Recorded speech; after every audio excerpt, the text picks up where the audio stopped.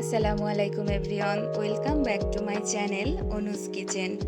আজকে আবারও আপনাদের কাছে চলে আসলাম নতুন একটি রেসিপি নিয়ে। আমার আজকের আয়োজনে থাকছে সিঙ্গারা। চলুন রেসিপিটি শুরু করা যাক।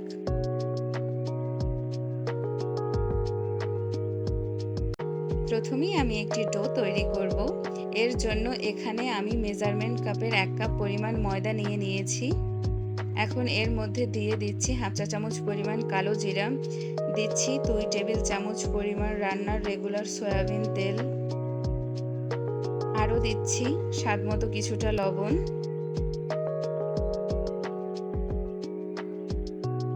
এই ডোটাতে তেলের পরিমাণ তুলনামূলক একটু বেশি লাগে। এখন হাত দিয়ে খুব ভালোভাবে সবকিছু একত্রে মিশিয়ে নিতে হবে। আর মেশাতে একটা পর্যায়ে দেখবেন যে সবকিছু সুন্দর একসাথে দলা পাকিয়ে নেওয়া যাচ্ছে। এখন এর মধ্যে আমি অল্প অল্প করে নর্মাল তাপমাত্রার কিছুটা পানি অ্যাড করব। এখানে কোনোভাবেই গরম পানি দেয়া যাবে না। অল্প অল্প করে পানি দিয়ে একটা শক্ত খামি তৈরি করে নিতে হবে। এই ডোটা যেন অনেক বেশি সফট না হয়, একটু তুলনামূলক শক্ত থাকবে। আমার ডো তৈরি হয়ে গেছে। এবার এটাকে ভালোভাবে ঢেকে রেস্টে রাখতে হবে আধা ঘন্টার জন্য। আপনার হাতে যদি একেবারেই সময় না থাকে সেক্ষেত্রে 15 মিনিটের মতো রেস্টে রাখলেই হবে। চুলায় আমি একটি ফ্রাই প্যান বসিয়ে এর মধ্যে 3 টেবিল চামচ পরিমাণ রান্নার তেল দিয়ে দিলাম।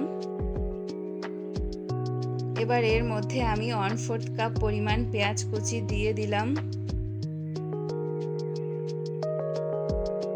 পেঁয়াজটা হালকা একটু ভেজে নিচ্ছি।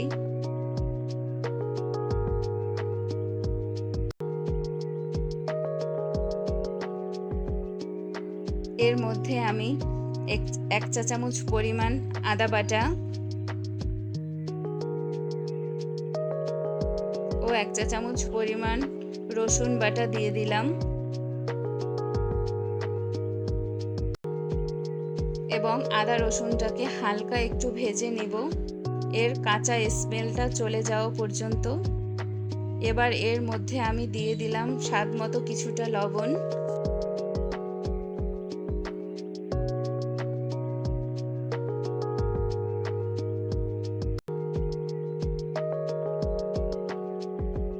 আরও দিয়ে দিচ্ছি আধা চা চামচ হলুদের গুঁড়া, 1 চা চামচ মরিচের গুঁড়া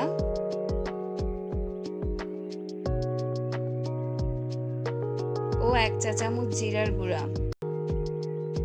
এবার মশলাটা হালকা একটু কষিয়ে নিচ্ছি। যেহেতু গুঁড়া মশলাটা দ্রুত পুড়ে যায়, তাই সামান্য একটু পানি দিয়ে তেলটা উঠে আসা পর্যন্ত মশলাটা ভালোভাবে কষিয়ে নিব। যখন তেলটা উপরে উঠে আসবে ওই পর্যায়ে 3টি মাঝারি সাইজের আলু, আগে থেকে কেটে ধুয়ে রাখা আলুর টুকরোগুলো দিয়ে দিলাম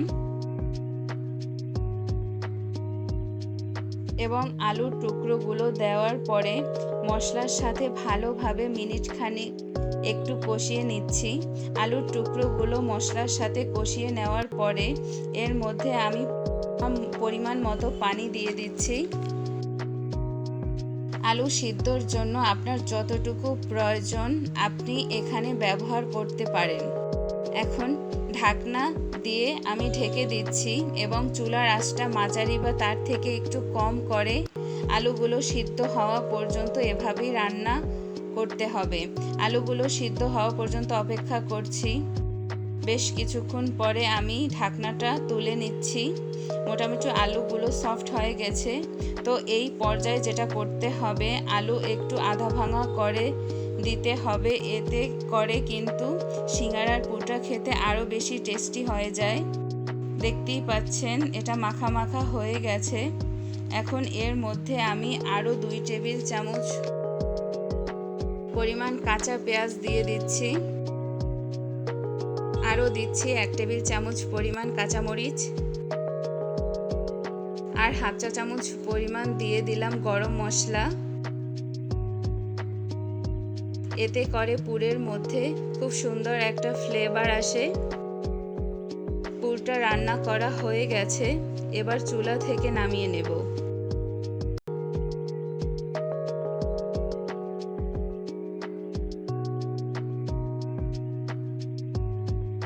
ফাঁকে কিন্তু আমার ডোটা যে আগে থেকে মেখে রেখেছিলাম সেটাও সেট হয়ে গিয়েছে। এবার আরও একটু হালকা মথে নেব। ডোটা হালকা একটু মথে নেওয়ার পরে এবার সিঙ্গারা তৈরি করার জন্য ডোটাকে নিয়ে নিচ্ছি। প্রথমেই এই ডোটাকে হাত দিয়ে একটুখানি লম্বা করে নিচ্ছি। এবার ছোট ছোট টুকরো করে আমি কেটে নিচ্ছি সিঙ্গারা তৈরি করার জন্য।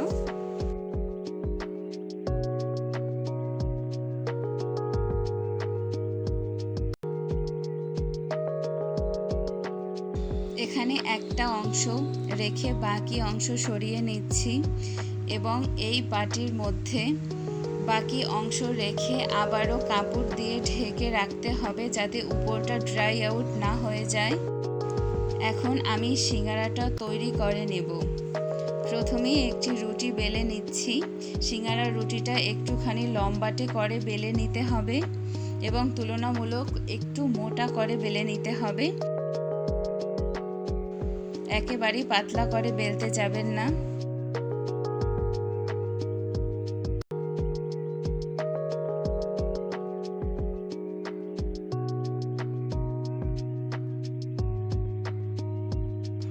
এবার মাঝখান থেকে কেটে নিচ্ছি এবং একটা রুটি থেকে কিন্তু দুটো করে সিঙ্গারা হবে, হয়তোবা আমরা কম বেশি সবাই জানি। এখন আমি সিঙ্গারার ভাঁজটা দিব। প্রথমে একটি শিট নিয়ে মুখের দিকটা হালকা করে একটি পানি মেখে নিচ্ছি। একটা থেকে আর একটা সাইড টেনে কোণের মতো করে নিতে হবে। এবার এর মধ্যে কিছুটা পুর আমি এর মধ্যে দিয়ে দিব। এখন মুখের দিকটাও হালকা একটু পানি মেখে নিচ্ছি। এবার আমি ভাঁজটা দিব।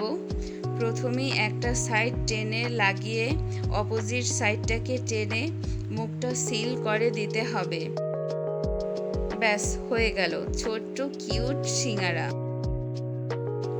আর এভাবেই আমি সবগুলো সিঙ্গারা তৈরি করে নিব। এবার সিঙ্গারাগুলো ভেজে নিব।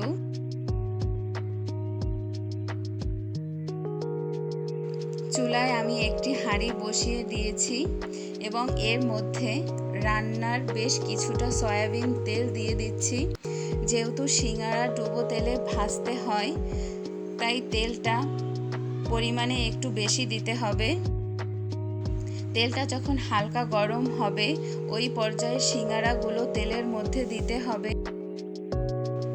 অনেক বেশি গরম করে সিঙ্গারা কখনোই তেলে দিতে যাবেন না, তাহলে উপরটা খুব দ্রুত হয়ে যাবে কিন্তু সিঙ্গারার ক্রিস্পি ভাবটা আসবে না। সিঙ্গারা ভাজার সময় একটু ধৈর্য ধরে সময় নিয়ে ভাজতে হবে। চুলার আঁচটা মাঝারি থেকে কম থাকবে।